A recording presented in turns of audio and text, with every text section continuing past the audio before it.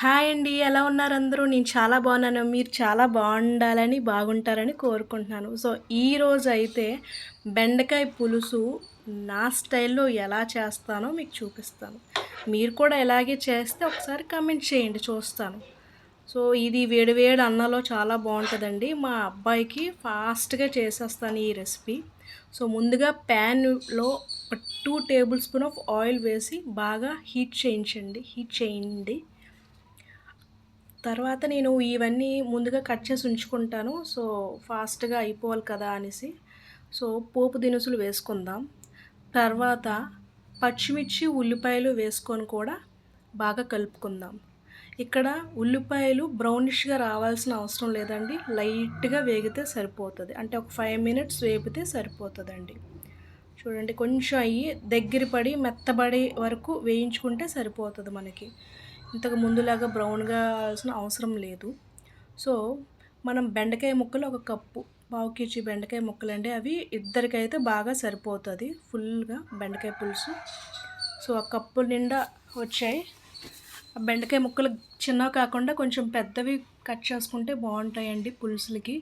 So, ఆ ముక్కలతో పాటు ఆ ఉల్లిపాయ ముక్కల్ని, పచ్చిమిర్చి, బెండకాయ ముక్కల్ని కలుపుకొని ఇప్పుడు టమాటోస్ కూడా తర్వాత ఏసుకోవచ్చండి. కానీ నేను ముందే ఏసేస్తున్నాను.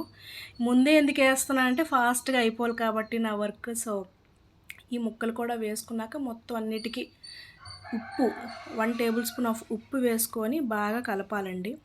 బాగా కలిపి మూత పెట్టి ఒక 5 మినిట్స్ సిమ్‌లో ఉంచండి. 5 మినిట్స్ సిమ్‌లో ఉంచితే ఆ ముక్కకి ఆ ఉప్పు అనేది అంటుకొని మెత్తబడతాయండి. చూడండి.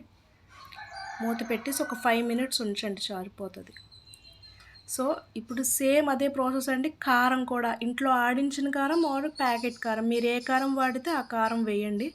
సో, కారం వాసన కూడా మనం పోయే వరకు అటు ఇటు కలుపుకొని అప్పుడు మూత పెట్టాలండి. ముందే మూత అయితే పెట్టేయకూడదు. ఫస్ట్ అటు ఇటు కలుపుకున్నాక అప్పుడు మూత పెట్టాలండి. ఆ కారం కూడా ఆ ముక్కలకి అంటుకోవాలండి. అప్పుడే బావుంటది టేస్ట్ కూడా.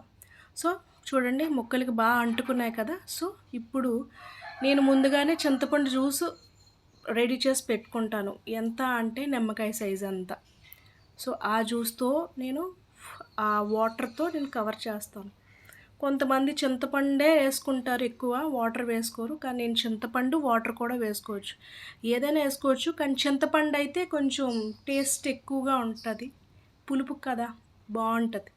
సో, నేను వాటర్ కూడా ఏస్తాను. నాకంత పులుపు నచ్చదు. సో, కొంచెం పులుపయితే బావుంటదనేసి. సో, అది ఒక 5-10 మినిట్స్ హైలోనే ఉంచండి కూర ఫస్ట్. అప్పుడు బబుల్స్ అయి రావాలి. తర్వాత 15-20 మినిట్స్ మీరు సిమ్‌లోనే ఉండాలి ఆ కూర మూత పెట్టేసి. మీరు అప్పుడప్పుడు తీసి కలుపుకుంటే బావుంటది. ఈ కూర అయితే మా అబ్బాయికి చాలా ఇష్టం. తింటాడు. సో, కొంచెం కన్సిస్టెన్సీ చూసుకొని మీరు ఆపేసుకుంటే సరిపోతదండి. మాకింక కొంచెం దగ్గరికైతే సరిపోతదనేసి నా ఫీలింగ్. సో, మీరెలా చేసుకుంటారో ఒకసారి కామెంట్ సెక్షన్‌లో కామెంట్ చేయండి. సో, దగ్గర పడిపోయింది కదండీ! కొంచెం జ్యూసీగా. సో, ఇది last and final.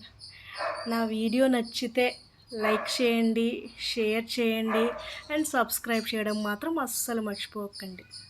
Thank you for watching. Bye.